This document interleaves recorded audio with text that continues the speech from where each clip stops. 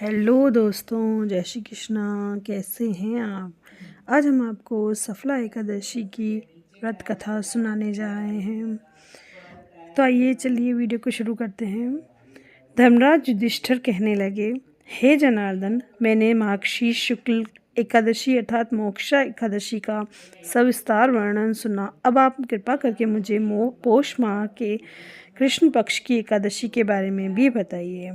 इस पर भगवान कृष्ण कहने लगे, पौष माह के कृष्ण पक्ष में आने वाली इस एकादशी को सफला एकादशी कहते हैं। इस एकादशी के देवता श्री नारायण हैं।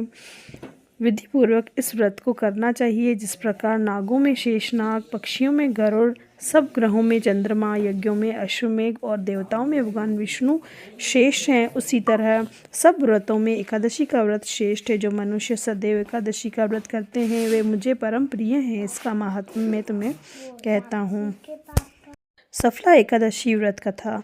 चंपावती नगरी में एक महिष्मान नाम का राजा राज्य करता था। उसके 4 पुत्र थे। उन सब में लुम्पक नाम वाला बड़ा राजपुत्र महापापी था। वह पापी सदा पर स्त्री और वेश्यागमन तथा दूसरे बुरे कामों में अपने पिता का धन नष्ट किया करता था। सदैव ही देवता, ब्राह्मण, वैष्णवों की निंदा किया करता था। जब राजा को अपने बड़े पुत्र के ऐसे कुकर्मों का पता चला तो उन्हें अपने राज्य से निकाल दिया। तब वह विचारने लगा कि कहाँ जाऊँ, क्या करूँ। अंत में उसने चोरी करने का निश्चय किया। दिन में वह वन में रहता और रात्रि को अपने पिता की नगरी में चोरी करता था। प्रजा को तंग करने और उसे मारने का कुकर्म करता था। कुछ दिन पश्चात सारी नगरी भयभीत हो गई। वह वन में रहकर पशु आदि को मार कर खाने लगा। नागरिक और राज्य के कर्मचारी उसे पकड़ लेते, किंतु राजा के भय से छोड़ देते। वह वन में अति प्राचीन विशाल पीपल वृक्ष था। लोग उसकी भगवान के समान पूजा करते थे। उसी वृक्ष के नीचे वह महापापी लुम्पक रहा करता था। इस वन को लोग देवताओं की क्रीड़ा स्थली मानते थे। कुछ समय पश्चात पौष कृष्ण पक्ष की दशमी के दिन वह वस्त्रहीन होने के कारण शीत के चलते सारी रात्रि सो न सका। उसके हाथ पैर अकड़ गए। सूर्योदय होते होते वह मूर्छित हो गया। दूसरे दिन एकादशी को मध्याह्न में समय सूर्य की गर्मी पाकर उसकी मूर्छा दूर हुई।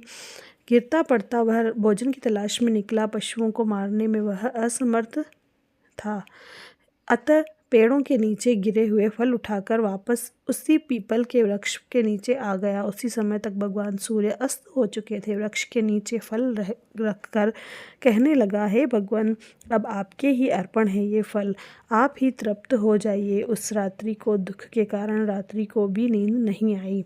उसके इस उपवास और जागरण से भगवान अत्यंत प्रसन्न हो गए और उसके सारे पाप नष्ट हो गए। दूसरे दिन प्रातः एक अति सुंदर घोड़ा अनेक सुंदर वस्तुओं से सजा हुआ उसके सामने आकर खड़ा हो गया। उसी समय आकाशवाणी हुई, है राजपुत्र, श्री नारायण की कृपा से तेरे पाप नष्ट हो गए हैं। अब तू अपने पिता के पास जाकर राज्य प्राप्त कर सकता है। ऐसी वाणी सुनकर वह अत्यंत प्रसन्न हुआ और दिव्य वस्त्र धारण करके भगवान की जय हो कहकर अपने पिता के पास गया। उसके पिता ने प्रसन्न होकर उसे समस्त राज्यभार सौंप दिया और स्वयं वन के रास्ते चल दिए। अब लुम्पक शास्त्रानुसार राज्य करने लगा। उसके पत्नी, पुत्र आदि सारा कुटुंब भगवान नारायण का परम भक्त हो गया। वृद्ध होने पर भी वह अपने पुत्र को राज्य का भार सौंपकर वन में तपस्या करने चला गया और अंत में वैकुंठ को प्राप्त हुआ। तब मनुष्य जो इस परम पवित्र व्रत सफला एकादशी का व्रत करता है उसे अंत में मुक्ति मिलती है। जो नहीं करते वे पूंछ और सींगों से रहित पशुओं के समान है। इस सफला एकादशी के महात्म्य को पढ़ने से अथवा श्रवण करने से मनुष्य को अश्वमेघ यज्ञ का फल मिलता है। आज के लिए इतना ही। मिलते हैं अगली वीडियो में नई जानकारी के साथ। तब तक के लिए राधे राधे।